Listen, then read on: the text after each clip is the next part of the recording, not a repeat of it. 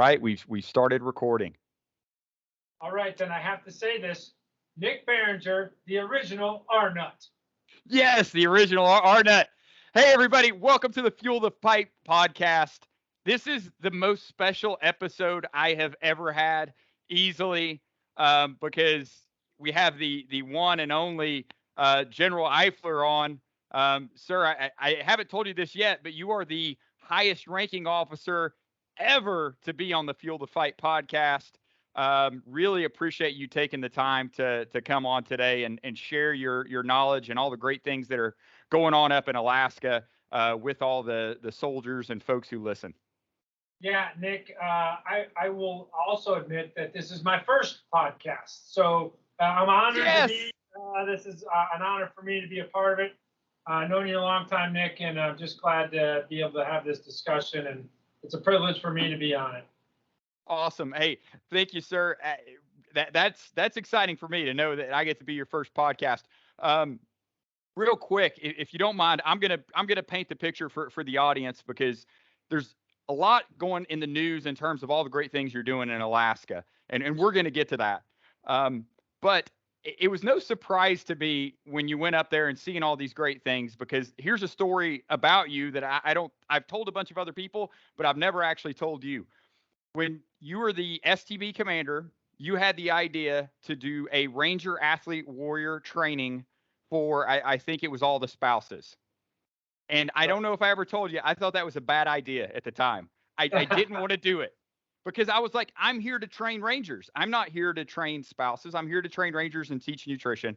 But of course, we ended up doing it anyway. And two things I learned. One, I had more fun doing that course than about any other course, because the spouses were awesome. They asked questions. They were so motivated. They were so appreciative. And then two, there was a Ranger I had been working with on his nutrition, and I could never get him to change.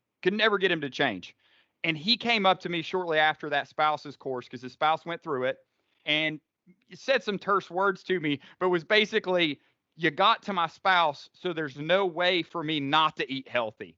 And that was, sir, when I realized that you were playing chess and I was playing checkers in terms of changing a culture. And I've shared that story with a lot of the holistic health and fitness dietitians out there, in terms of, hey, if you really want to change the way these war fighters eat, it's getting with their families, training them up, and making it, getting the whole family unit involved. So I got to give you credit for that, sir.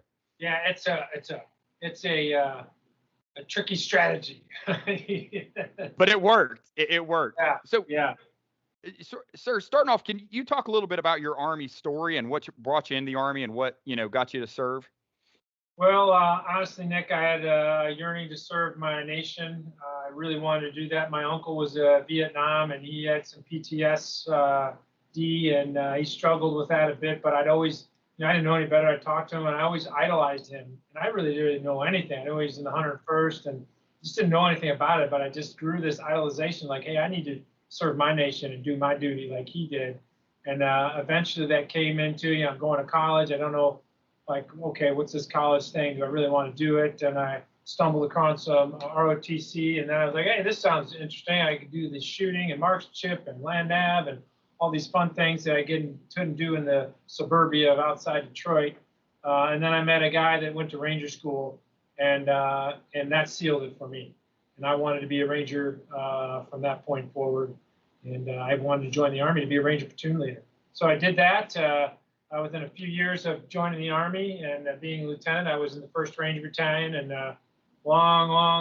many years later, here I am, 31 years later, been in the Army, still loving it, still loving to serve, make a difference in people's lives like you, and trying to make a difference no matter where I'm at, no matter who I'm serving with, to try to be a benefit and add value to others, be that good servant leader. And I think I've been able to do that, and that gives me the fuel and inspiration to continue to serve others. And we get a lot of energy from the people that we serve with, the teammates, cohesiveness, and all units across the Army. So it's been great. Really love it, and I'm still enjoying it. Yes, sir. And you undoubtedly have enriched the lives of everybody who's served under you. I think I can say that safely. But switching gears to your new job and up there with Army Alaska. Can we talk about like what was the genesis or the idea? I've been really wanting to ask you this for the Arctic Angels for that change. Well, Nick, this is long overdue.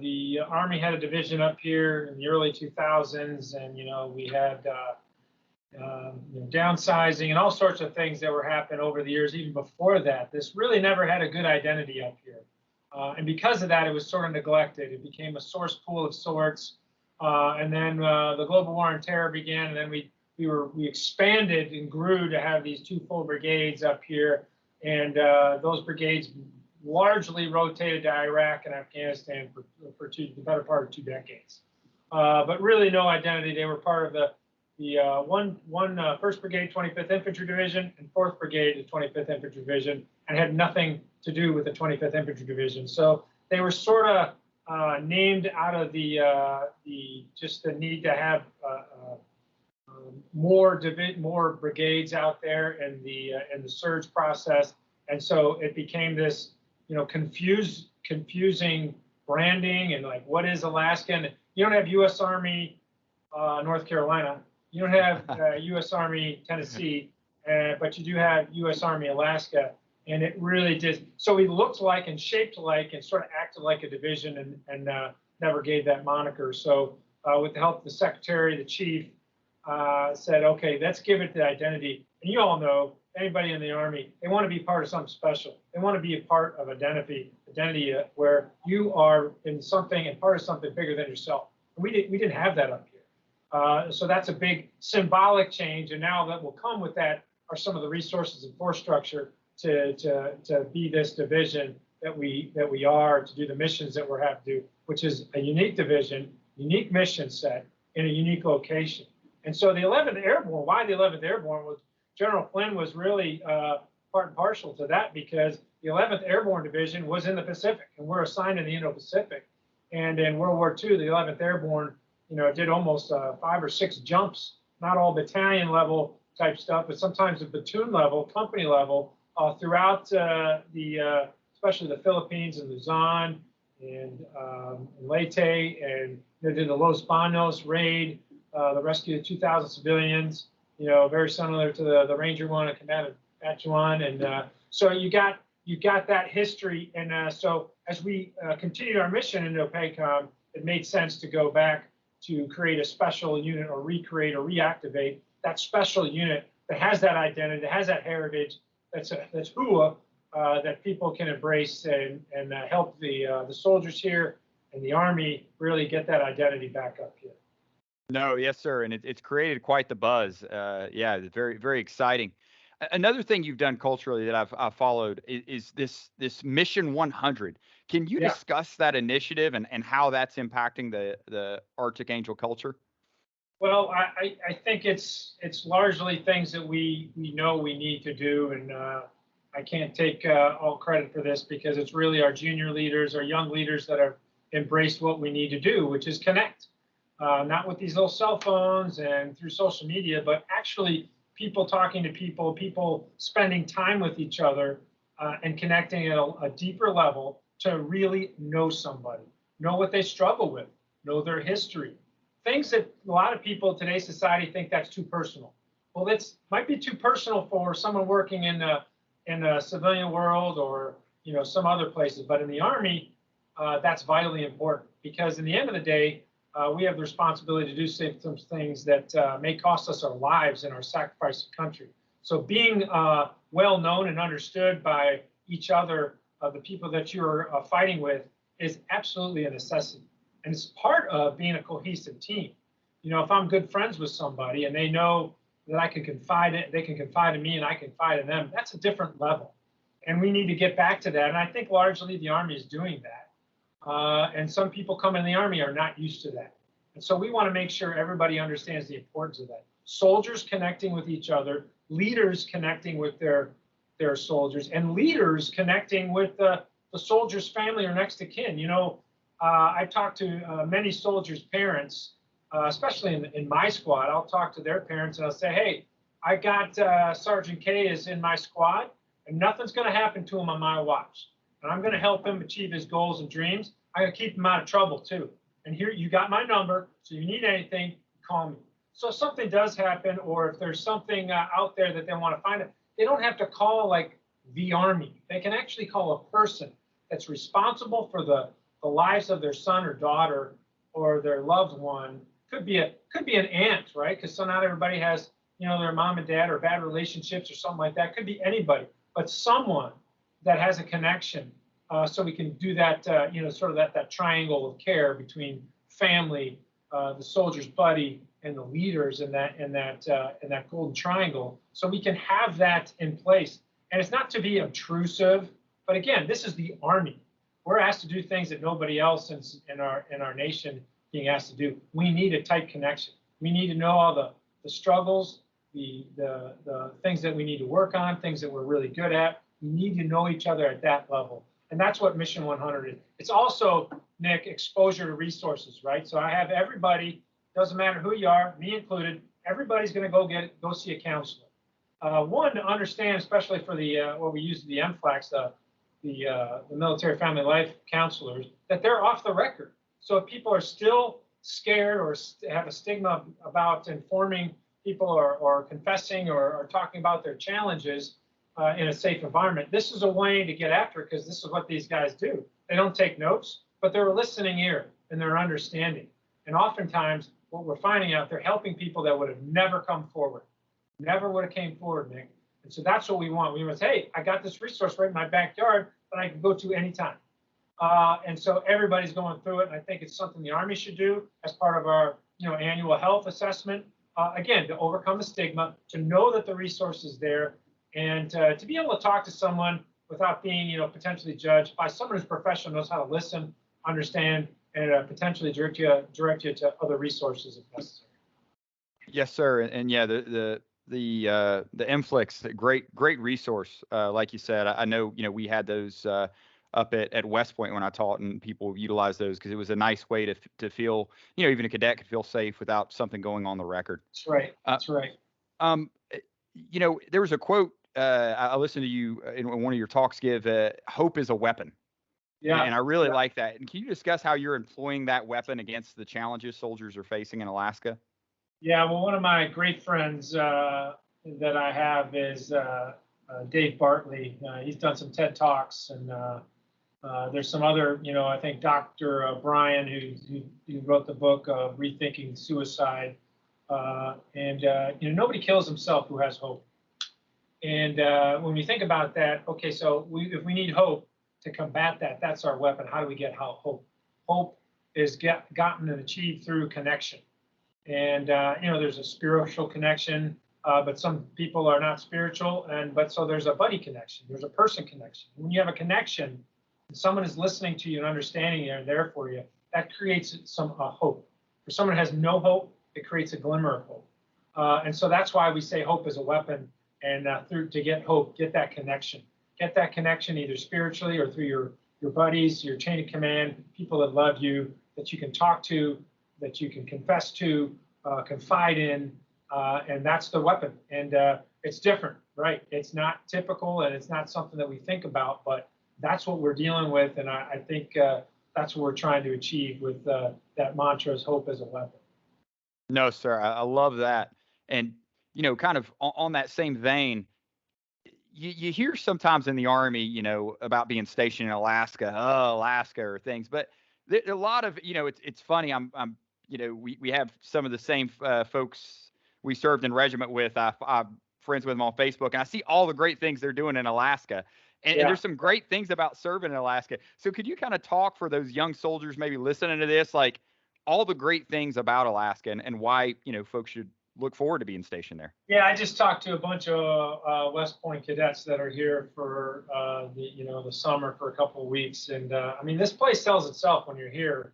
Especially in the summer, right? The harshness of the winter is not here. There is so much to do here, whether it's hunting, fishing, and let's say you're not a hunter or fisher. There's hiking, there's sightseeing, there's hikes all over the place. The animal life is ridiculous. You probably saw my recent tweet where I have a lynx that's patrolling in front of our headquarters. Those things are some of the coolest things I've ever seen. A lynx, Those things are all muscle and have big feet, and it's just amazing to look at. You can see that here. The glaciers. We just flew into a glacier the other day, part of a rescue operation, not a rescue operation, but a recovery operation from a crash that happened, a military crash in 1952, that only a couple times a year you can get to the glacier and access the crash site and try to recover some of the remains of the dozens of service men that were lost. And we get to help out with that with our expert mountaineers and that are expert ice climbers and mountaineers to rappel down. There's so many opportunities, and in the summer the fishing is legendary. There's not a better place to fish in the United States or hunt. And then in the winter, I mean, Nick, cross-country skiing, backcountry skiing, downhill skiing. I started doing freestyle skate skiing because that's great PT, biathlons and stuff. It's all over the place, and it's amazing. So it's really, if you really want to have that life, this is the place to do it. If you ever see the Aurora Borealis, there's no words that can describe it. You can look at it on a photo, you can look at it in a movie. When you see it firsthand, it's just downright mesmerizing. It's words cannot describe it. It's amazing. It's worth seeing that. And so we try to experience everything that we can while we're training and maintaining our readiness here. But the atmosphere, I mean, right now, it really doesn't get too dark right now in the summer months. So it's sort of, so if you're a kid, if you got kids, you come here, they're staying up real late because the sun don't go down, right? So so people go golfing at midnight and do some stuff like that you can do that you can't do anywhere else. And then in the winter, obviously, conversely, there's some dark days, right? There's a lot of things where it's a lot of night, but there's always something you can do. Go to the hot springs or go ice fishing, snow machining. There's just a ton of things to do, and you can't do it anywhere else. It really has a lot of things to be liked. One of the senators here, Senator Sullivan, always says, there's more veterans per capita here than in any other state in the United States because of they come here and they didn't realize how much they would fall in love with it, and they never leave. They end up coming back to retire here. It's very military friendly. The communities here are very tight, unlike any other that I've been a part of. So it's a good place to be, good place to serve. I'm sold. I'm sold. No, that sounds awesome. And you mentioned the ice climbing, having people who can ice climb and the skiing and stuff. So can you talk a little bit about like why that Arctic capability for the military is so important and how we're kind of getting back and trying to, get that Arctic dominance? Yeah, for many years, the Arctic used to be a place where you went and rescued people. And now it's starting to some of the melting that's going on and more access for longer periods of time than there ever been in the Arctic. So that's creating some competition, and in some cases unhealthy competition through some other nations. And so we've got the 8 Arctic nations that team up together, at least 7 of us. And obviously Russia's not being too friendly of late. And so there's a lot of competition. And then a couple of years ago, we had the Department of Defense and the services all come out with an Arctic strategy and realized, hey, we better be ready to be able to address conflicts, to operate and thrive, and if necessary, fight and win in the Arctic, the harshest of all environments on the planet, and it is unforgiving.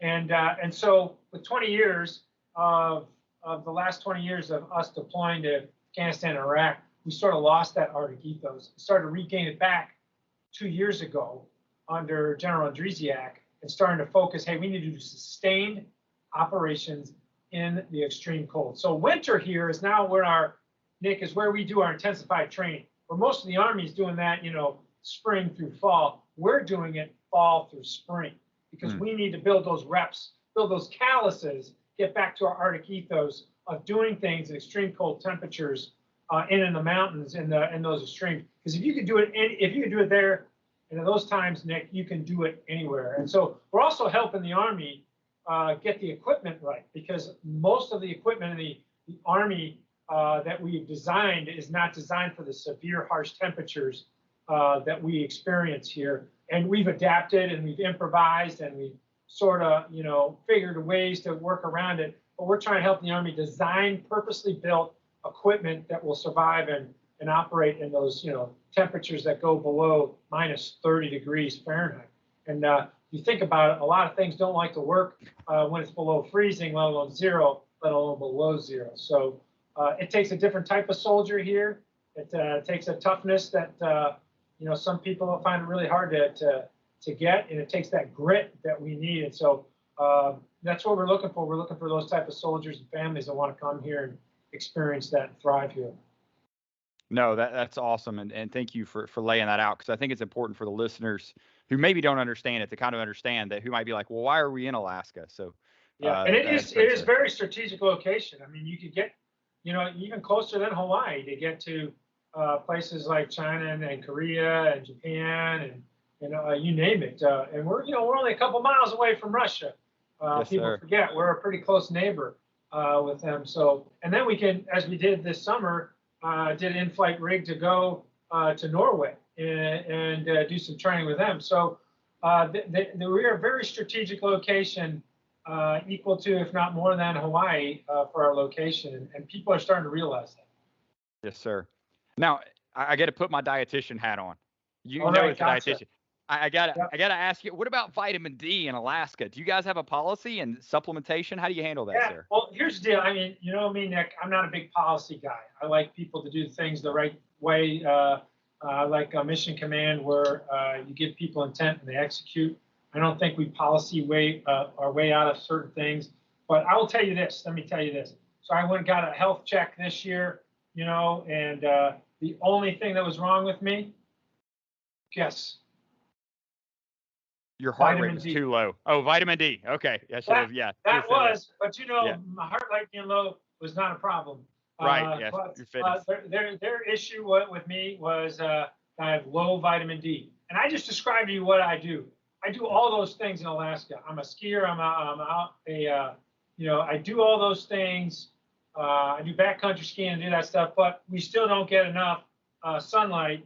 And I wasn't supplementing my diet with vitamin D. You absolutely need to do that here. I'm convinced. Yes, sir. And if I'm as active as I am and I'm still deficient vitamin D, we need to do that. So what we do here, though, is what we have to do a better job is make sure everybody informed. I don't make people take vitamin D, but you can get it from free. You go up to the pharmacy on post, and they'll give you vitamin D. You just take one a day or whatever, especially, Nick, through the winter months, because you're just not getting the same amount of vitamin D that you need. And because, I mean, unless you come up with some nice, easy blood test, or a non-blood test, I mean, you really need to draw blood to see what your levels are. So it's a little bit more difficult than a cotton swab in the nose, which is what we've been doing over the last 2 years, which would be great, because then you could say, hey, yeah, I'm really sucked, because people need to believe it's a problem, right, for them to do it. I didn't think I was, who knows what I'm like when I'm fully infused with the proper levels of vitamin D. I don't know if I said, yeah, man, I was really depressed, or things weren't going well for me or anything. I just know that I was below what I should have. So that's enough for me to say, okay, if it's enough for me, we should make sure everybody knows that this is not just, well, if you do this or you don't do this. No, you need to be taking that supplement. And that's what I came away from my first winter here. No, yes, sir. And I'm glad.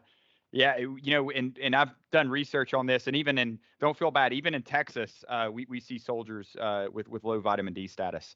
So glad getting that message out there. And yeah, sadly, right now there's no other technique. There is a dried blood spot test that you can do. It's like a finger prick that you can put on a card and test. I don't know if the clinic has that. That's available, but yeah, really, you got to go get a lab drawn. But glad we got to talk about vitamin D, because I'm passionate about it. Glad to hear you're passionate about it as well.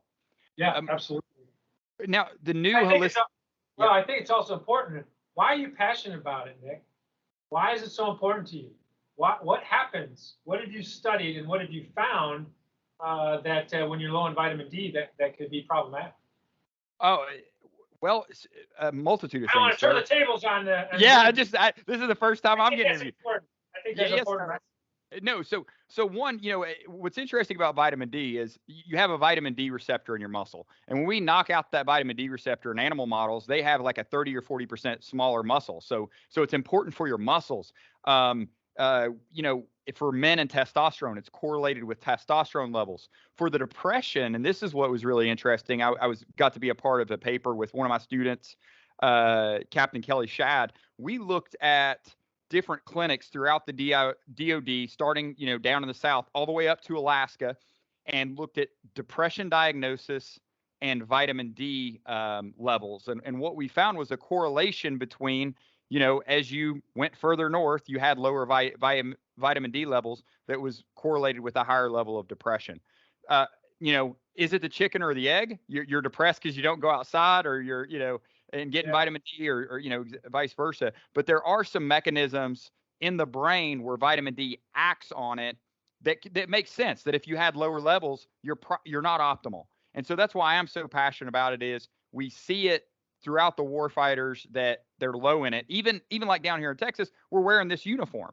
You're putting on sunscreen. You don't want to get skin cancer. You don't get burned. So most people are not getting enough sunlight to get vitamin D. So that's why I'm passionate and always talking about it, is because I feel like it's a simple fix for our warfighters to optimize performance. Yeah, for sure. For sure. Okay. Gotcha. Yes, sir. Well, I mean, the muscle thing should get a lot of people's attention right there. Yeah. And testosterone for all the guys. Yeah, absolutely. That's what I hit.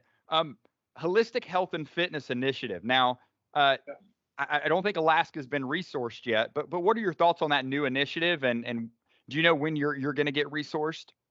Yeah, I think we got another year down the road to get it, but I think it's a great concept. I just think that they got to have the right people doing it. We had what I think is the foundation of it in the Ranger Regiment, and we had the right passionate people of doing it, and that really made a difference, because they were sort of like they're part of the unit, just like the physical therapists, just like the Ranger nutritionists. They were part of us. They were us. And I think it's important to have someone that treats you like you're on let's use the NFL. You're an NFL pro football team. And they need to look at you like that, and not think of you as something else. And I think if we have the right people doing it, I think that makes all the difference in the world. We just got to be careful how we outsource some things and how we source that to make sure we have the right type of people doing those positions, whether it's nutritionists or sports trainers or all that stuff. And I'm a big friend of, you remember Myers, our PT, one of the first PTs in the, our first PT in the Ranger Regiment, who jumped into combat with us. I mean, that's a physical therapist, and he's jumping into combat. I mean, that type of people. And I know when I got hurt, I could go to him and he was going to take care of me. And I felt that way about our medics too. I wanted my medics to take care of me. I wanted my docs to scrub in on surgeries that I was having.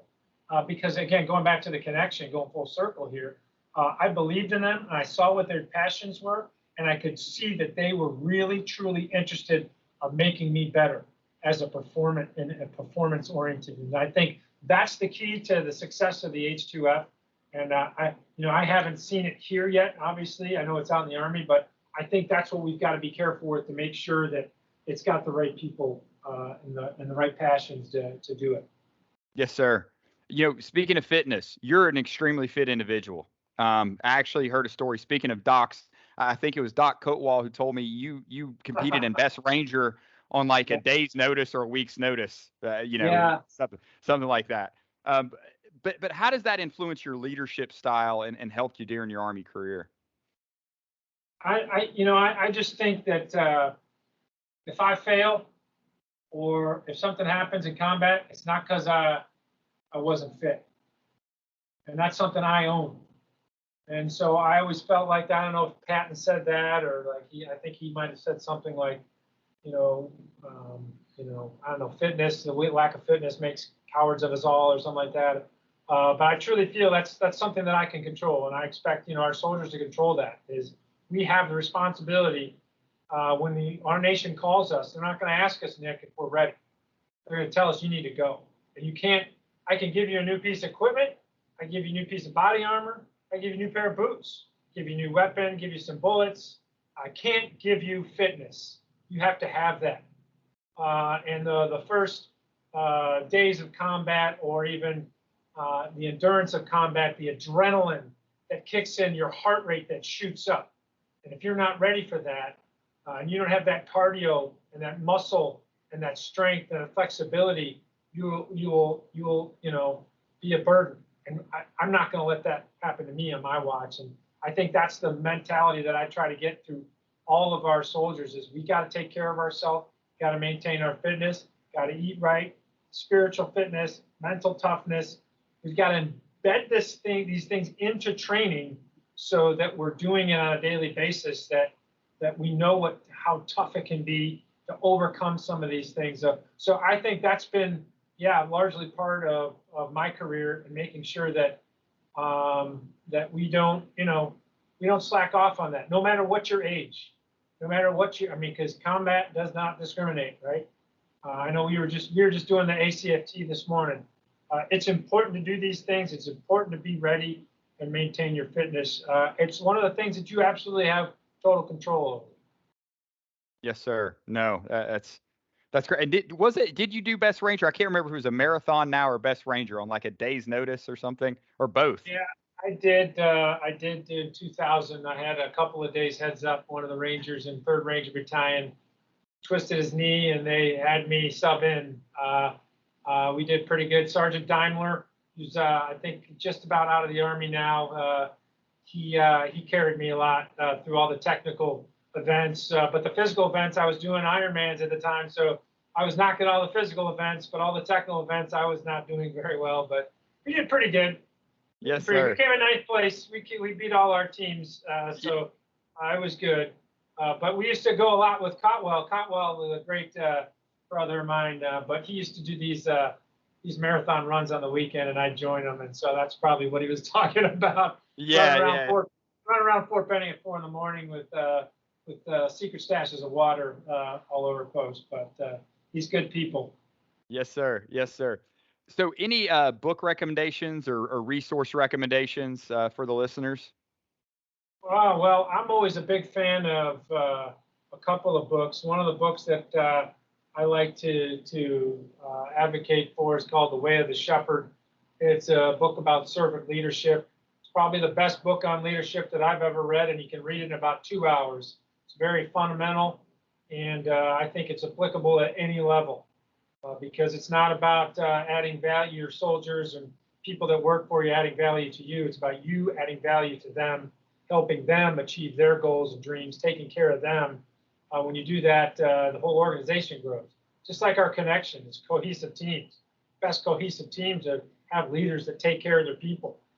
And I think that book does a great job of doing it. I know that has nothing to do with vitamin D or a lot of the things you're talking about, but that's one that's on my mind right now.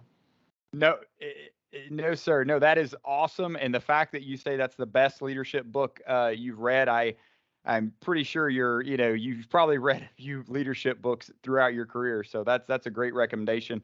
I will get that in the show notes for that. Sir, I know you're a busy man. I really appreciate you taking the time today. It's been an absolute pleasure talking with you. I think the listeners are going to get a lot of information from it. Thank you so much for sharing your time and your knowledge today.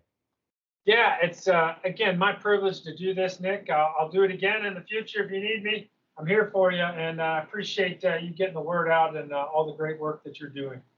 Yes, sir. Yes, sir. Thank you so much. Have a great day. All right. Thanks.